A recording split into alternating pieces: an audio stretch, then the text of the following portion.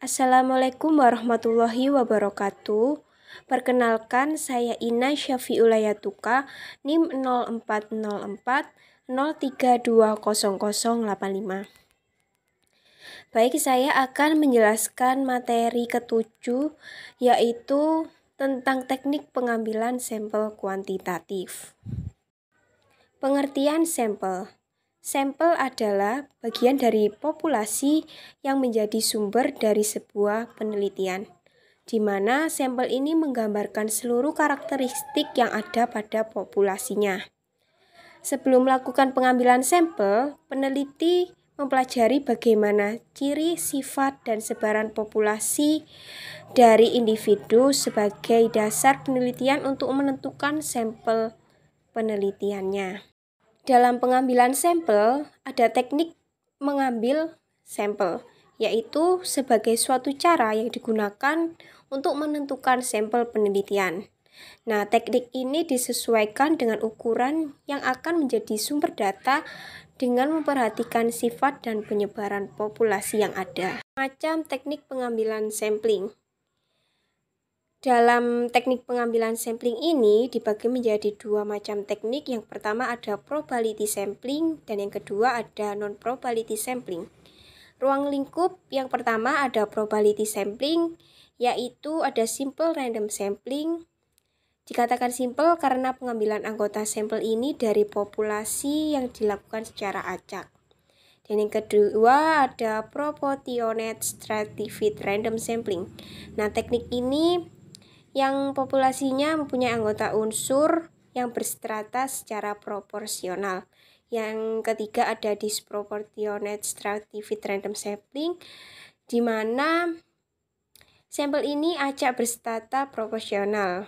Nah, dalam teknik ini yang dilakukan apabila sifat dari populasi tersebut tidak homogen, maka secara kurang atau tidak proporsional.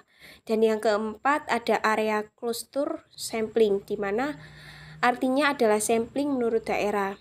Nah, teknik sampling ini digunakan untuk menentukan sampel apabila objek yang diteliti sangat luas untuk menentukan bagaimana populasi yang telah ditetapkan. Selanjutnya, non-probability sampling. Dalam non-probability sampling ini, beberapa ruang lingkup. Yang pertama ada sampling quota, di mana pengambilan sampling ini berdasarkan pertimbangan peneliti yang di sini besar dan kriteria yang telah ditentukan lebih dahulu. Dan yang kedua ada sampling accidental atau sampel tanpa sengaja, di mana accidental ini menentukan berdasarkan faktor yang tidak sengaja dari peneliti dan sesuai dengan karakteristik pada individu tersebut. Dan yang ketiga ada purposive sampling atau sampling pertimbangan, di mana satuan sampling ini berdasarkan pertimbangan untuk memperoleh satuan sampling yang memiliki karakteristik yang dikehendaki. Dan yang keempat ada sampel jenuh.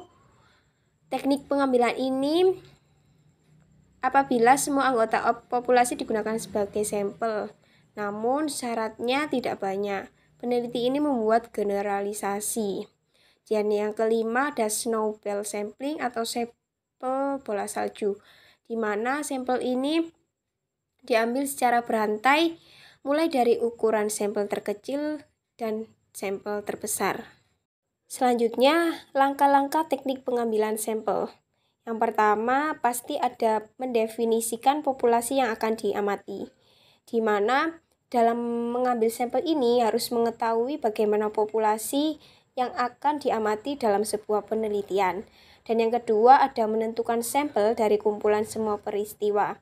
Nah, setelah itu populasi yang sudah diamati lalu menentukan dari apa saja yang sudah dikumpulkan dari populasi tersebut untuk menentukan sampel dari peristiwa yang sudah diteliti.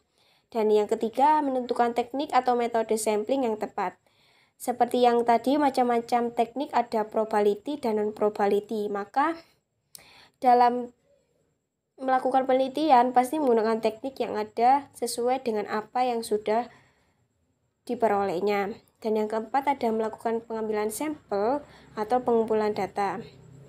Dan yang kelima, melakukan pemeriksaan ulang pada proses sampling.